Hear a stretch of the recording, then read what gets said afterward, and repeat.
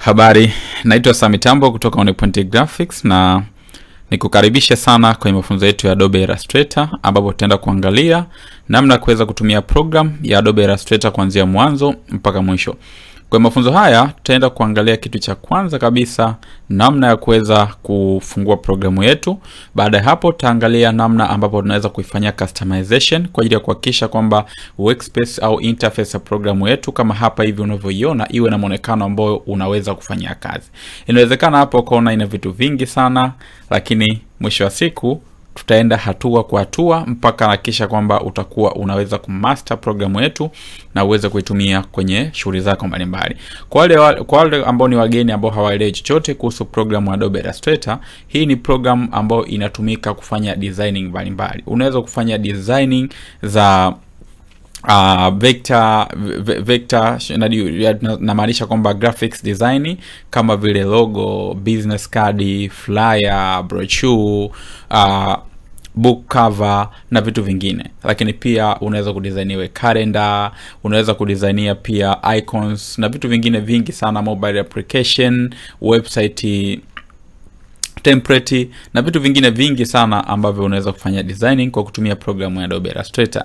Ni program ambayo ni industrial standard ambayo inatumika kwenye graphics design. Moja ya programu mzuri sana ukijua, na uzuri wake kwamba sio programu ambayo ni ngumu kuweza kuitumia. Kwa hiyo tutaenda kuangalia hatua kwa hatua namna tunavyoweza kuanza kuitumia kila tools kwenye programu yetu, na baada ya hapo tutaenda kufikia hatua mpaka tunafikia kufanya designing mbalimbali. Kama ni mgeni, hakikisha kwamba unafanya subscription au una subscribe YouTube channel yetu, lakini pia hakikisha kwamba unamwambia na mwenzako kama anahitaji kujifunza graphics design for free, basi hapa ni sehemu yake. Na mafunzo haya nitakupitisha hatua kwa hatua kuanzia mwanzo kabisa, na nitaweka video zangu kwenye mfumo wa series ambapo video ya kwanza itaelezea kitu fulani, tutaenda katika mwongozo huo mpaka tunafikia hatua za advanced level ambao utaweza kufanya designing za aina mbalimbali. Kumbuka kwamba hii hapa ni video yetu ya kwanza kabisa ambapo tutaenda kuangalia jinsi ya kuweza kufanya customization ya workspace yetu. Tunapozungumzia customization, yani kuweza kuhakikisha kwamba tunaweka muonekano ambao unaweza kuitumia programu yako. Inawezekana hapa unaona vitu vingi, kama ni mgeni inawezekana haujui namna gani uweze kuitumia program. Kwa hiyo hapa sasa hivi nitaenda kuelekeza hivi vyote namna unavyoweza kutumia. Ukiangalia kwenye programu yetu, ukifungua kwa mfano kama umesha install tayari programu yako Adobe Illustrator kwenye kompyuta yako, kitu cha kwanza unachotakiwa kufanya, unaweza kuikuta sehemu mbili. Kwanza inawezekana ikakaa icons ya Adobe Illustrator ambayo ni hii hapa, itakaa kwenye desktop ambapo unaweza ku double click kwa ajili ya kuifungua, au unaweza kuweka kasa yako uka right click na kisha ukaenda ku click run as administrator, utakuwa pia unaweza kuifungua. Pia njia nyingine, unaweza kuja kwenye icon yako hii huko chini ya start ukaklik, na baada ya hapo zitakuja application zako mbalimbali ambazo unazitumia. Na mimi kwa mfano hapo kama nataka Adobe Illustrator kama hii hapa, nita double click. Double click inamaanisha kwamba ukiwa kwenye kasa yako hapo una click kama hivi, baada ya hapo itakuwa inakuja kufunguka kama hapa hivi inavyoonekana. Kwa hiyo sio kitu kigumu sana. Hapa juu utakuta na start a new file first. Hizi hapa ni vipimo tayari ambao umeshawekewa. Kama hapa kuna mobile, vipimo vya mobile hapa, postal card, kuna letter, kuna DV, lakini huku pia kuna more preset na vitu vingine. Kwa hiyo hapa sisi tutaenda kuangalia kwanza namna tunavyoweza kwanza kuseti vipimo vyetu. Kwa hiyo unaweza kuklik hapa kwenye file, ukaklik na kisha ukaenda new, na baada ya hapo utakutana na file kama hii hapa, new document, na itakuwezesha kuseti document yako. Au njia nyingine, unaweza kuja hapa kwenye create new, utaklik hapa create new, na kisha utakuja hapa kwenye file yako ambapo hapa kuna recent. Kama kuna kazi ulishazifanya, kuna vipimo ulishaviweka tayari, utavikuta vinakaa hapa.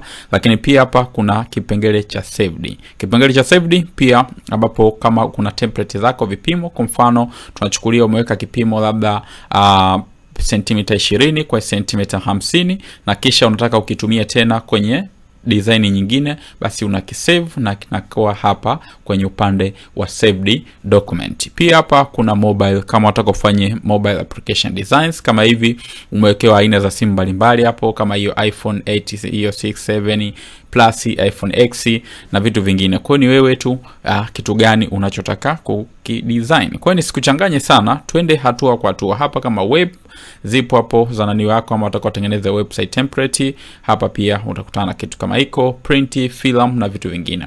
Unaweza kuja hapa kwa mfano kwenye web kama hapa, na kisha wewe utaangalia tu kwenye mfumo wa vipimo vyako. Hapa juu kwenye kipimo kuna preset detail. Kwa mfano hapa utafuta, utaandika jina. Kwa mfano website nataka, kwa mfano tunachukulia kama ni mfano, tunataka tu design labda business card kama hivi, nitaandika hapo business card. Na hapa width maana yake ni upana. Upana ni kutoka kushoto huku hadi huku, huo ndo upana. Na hapa chini ni height ambao ni urefu. Urefu ni kutoka chini kwenda juu. Kwa hiyo mtu akikwambia urefu ni kutoka hapa kwenda hapa, na upana ni kutoka engo hii kwenda engo hiyo.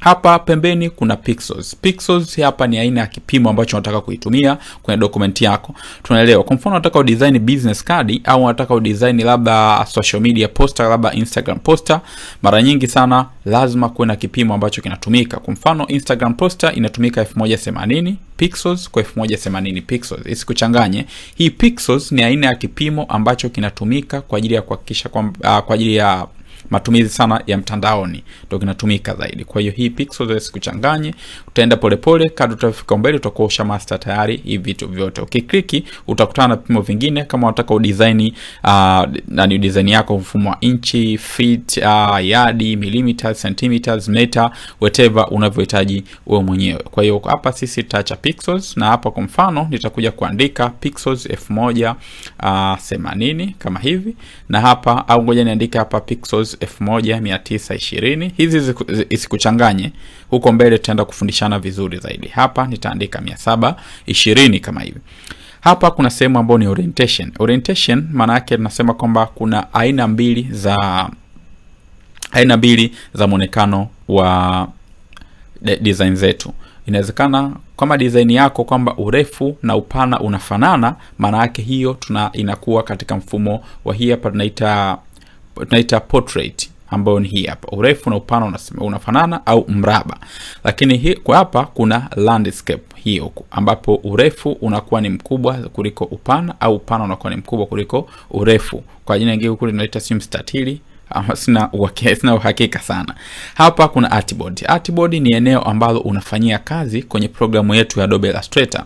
Kwa mfano nimeshatengeneza hapa labda width 1920 kwa 720, ngoja niweke kwa 1080 kwa 1080 kama hivi. Kwa hiyo hapo itachokisha kwamba hiyo itakuwa ndo artboard yangu. Kwa hiyo artboard hapo unaweza kuweka ziwe 2, 3, 4, 5 whatever. Tutaenda kuangalia tukifika kipengele cha namna ya kutumia artboard. Hapa kuna sehemu ya bleed. Bleed ni eneo ambalo nani yako ambapo document yako inatenganishwa kati ya document na eneo nyingine la pembeni yake, ambao ni eneo ambao ni safe margin, kwamba eneo ambao ni salama kama unataka utoe document yako kwa ajili ya kufanyia printing. Hapa unaweza kuweka labda bleed. Kwa mfano hapa tuchukulie, ngoja unaweza kuweka labda pixels, tuchukulie labda 4 au 5 kama hivi, whatever. Hapa kuna advanced option, ambapo ukija hapa kuna sehemu ya color mode.